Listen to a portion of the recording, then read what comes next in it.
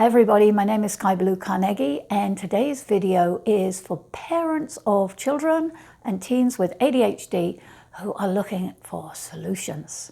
So far we've looked at what is ADHD, and in that video we looked at ADHD, attention deficit disorder, obviously struggle to focus, time manage, scattered mind, time management, memory, those kind of things. We also looked at it comes with anxiety and depression and hopelessness and a frustration and anger and that kind of struggle, often gastrointestinal issues, that kind of thing. And then we looked at why does this happen? And we looked at the neuro people say, you know what, they're born with a neurological disorder. But I actually don't believe this is the case. I think that what we've got is some heightened sensitivity and a heightened awareness of all that is. And what happens with this is when the brain gets overloaded, yes, it does indeed shut down. So we're looking at the prefrontal cortex on the right-hand side, the exact same area that shuts down when there's trauma, shuts down or diminishes. So that area of the brain diminishes when there's trauma or overwhelm. So with ADHD, I think it's a condition of heightened sensitivity and wonder and awareness, but it's often too much. Now, what is it an heightened sensitivity to? The senses, the five senses, touch, smell, lots of people, things and people, etc. It's also a heightened sensitivity to emotion. So when things are really good, they're really good. When things are terrible, they're terrible. And then there's this amazing area which of brilliance and gifts and talents. So that's why I really don't think it's a disorder at all. It's a difference. It's just this fabulous heightened sensitivity to all that is. But in the society that we live in, it can be too much. So the brain shuts down. So, but the good news is the brain has plasticity, and you'll see that your child, when they're really interested in something, they go into hyperfocus. And so there really isn't a focus problem. It's when they're not interested in something or they're super bright and they can maybe do it way faster than other people and they're just bored. Those kind of times that they struggle to focus. But obviously, people have to get their homework done, unfortunately, sometimes. And there are times that children really do need to be able, just to be able to sit and learn, etc. So what are the solutions to this? What's going to fire the brain back up? Well, today we're going to look at 5 different solutions. One is understanding what this is. So just a framework to understand that ADHD isn't a disorder so much as a difference.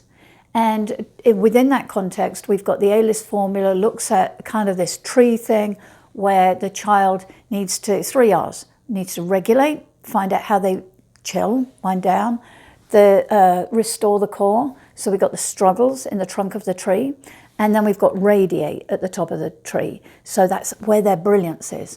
And the struggle in the middle of the tree is like, how do we accommodate this heightened sensitivity, etc. So just understanding ADHD, the framework, what it is, and the basic way that we need to put in things to accommodate and help and be aware of with your child. Secondly, it's about having a tribe for them and a tribe for you, so that they're not different, isolated and alone, because that's one of the key components. Kids with ADHD think, oh my gosh, I'm different from nearly all of society and I don't matter and I don't belong. So join our tribe here. I mean, that's really one of the key things that we're putting together, a tribe so that you're not alone with your child anymore and they're not alone. And of course, with where there's a child with ADHD in the family, often parents have brilliance and heightened sensitivity in them also. And I know you just want to do the right thing, you want to make it happen. And there's all kinds of tips and tricks within that community, as well as in all our other blog posts and videos, etc. So then there's practical solutions. And in the past, children with ADHD were told, hey, you're naughty, you're bad. Today, it's like, oh, you've got ADHD. Let's give you a timer. Let's put your belongings in a pile so that when you leave the house, you can take them. Let's give you a fidget cube or this or that. Solutions are great and they're essential, but they are not the first answer.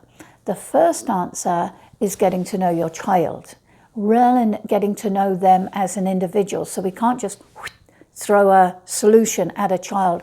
We have to get to know them first. So the next two solutions we've got here are really that. The next one is relationships. So it's the absolute key to everything. You'll notice that when your child is happy with you and happy with their friends, in a really, really good place, they're far more easily able to get their homework done and focus, and they're just more chill. Everything works. And of course, the greatest relationship that we need to help these children have is the relationship with their own self. And a lot of times children with ADHD are terrified, honestly, because it's just overwhelmed, constant overwhelm. So we've got to help them have this framework, have this understanding, have a tribe for perspective, and learn self-love. Be able to regulate and calm themselves down long enough for them to be able to communicate and know their own self.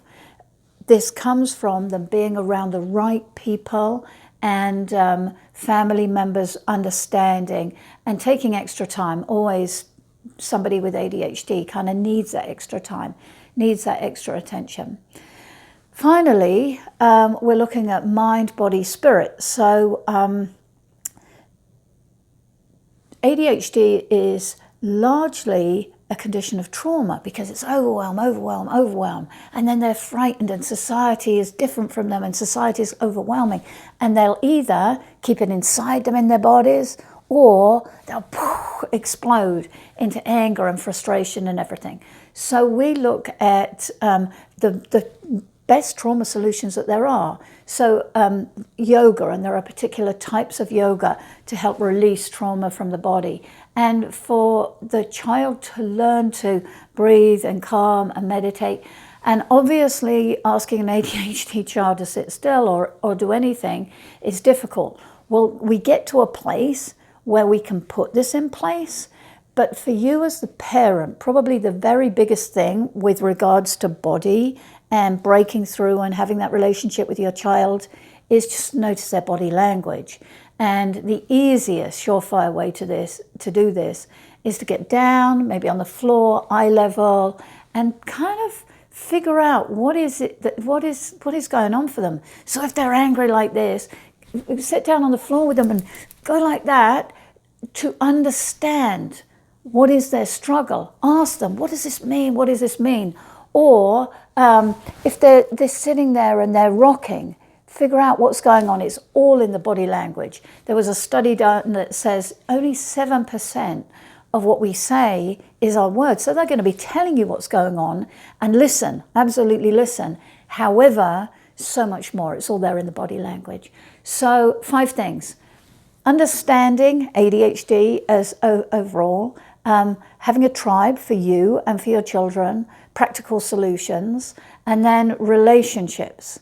So really understanding your child, understanding you in that context, and then mind, body, spirit. And again, that goes deeper into relationship, body language, and understanding your child. So there's a cheat sheet for you to download, and we've got so many blogs, so many videos expanding on all of this stuff. And ask us for help, join the tribe, and looking forward to helping you, because I know that this is very much a family situation, and your child all that we can.